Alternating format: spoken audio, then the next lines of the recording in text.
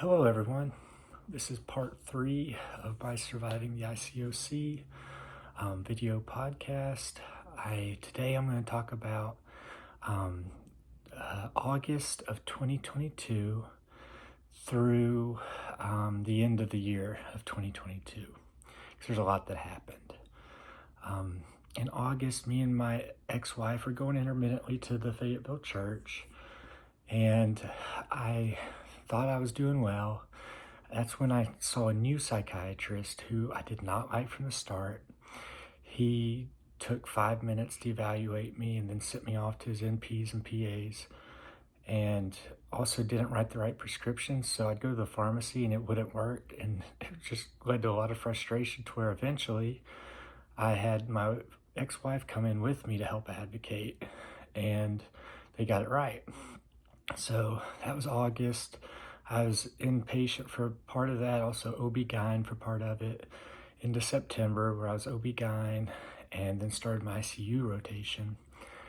And during my ICU rotation, it was a hard adjustment, but I was starting to adjust by the end of the first week. And I went in on a Sunday, and they were all new patients to me, and I had a clinical disagreement with the attending. I was very calm, but because of my disagreement, he sent me off the service and told me to go see my program director. I was fine with that because I practice good medicine and I was advocating for a patient, so I can live with that. But when I got to see my program director, he then acted like I was having a setback and brought up my medication change, which I hadn't told him about my medication challenges, and they'd been fixed prior to this. So it was kind of weird to me that he brought up my medication challenge. But then he wanted me to go see my psychiatrist, who I already didn't like. And so I contacted NCPHP, who was monitoring me, and requested a new psychiatrist. And in the meantime, continued to see my therapist, Michael Shapiro. So I had seen Michael Shapiro a couple day or so after I was kicked off the service, and he agreed I was not delusional. I was very clear in describing what had occurred, and I relayed that back to my ex-wife, and it wasn't good enough for her. And it seemed like her, and especially her mom, over the next few days were like poking me. And with PTSD, which I do have, like whenever you trigger them, they're gonna react. And they were triggering me, and I got to where I was really worried over a week, where I became really worried living in my own house and was just terrified of the people in my home. And so I had my mom come pick me up. And when she picked me up, she was shocked at how normal I was, because the reports she'd gotten from my ex-wife were totally different than the person she was seeing in front of her. And so we get back home, and a little time goes by. On October 26th, I go back to Fayetteville and tell Michael Shapiro that I plan to separate and divorce from my wife, and that I'm hoping to go to another residency program.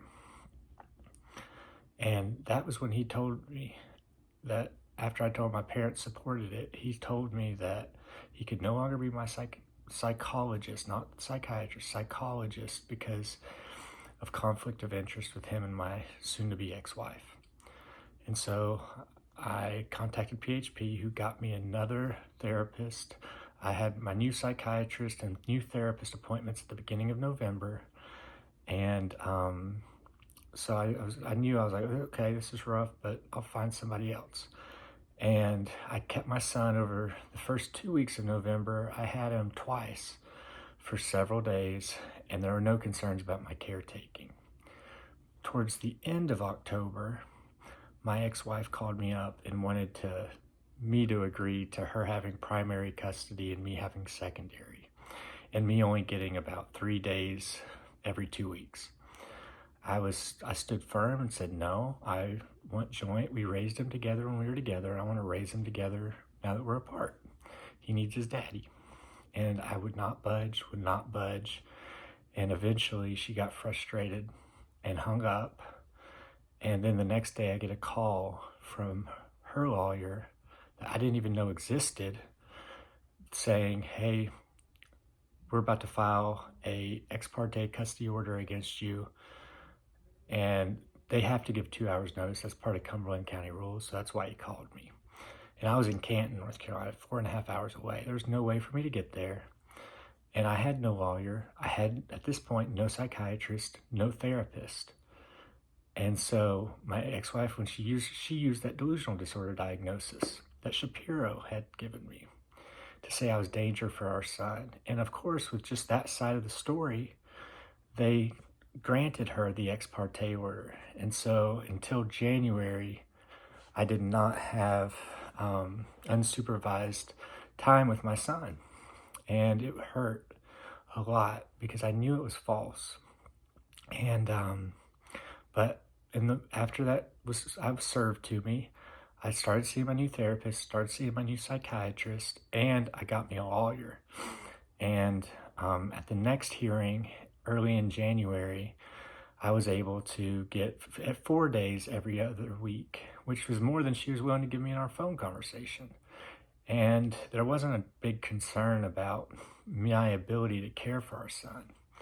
And I was able to really make sure that I was able to at least move past the ex parte portion and start trying to get back to equal custody of our son. So that's heading into 2023. I'm going to stop there. But yeah, it was a jam-packed, a lot of information in that. So have a good one.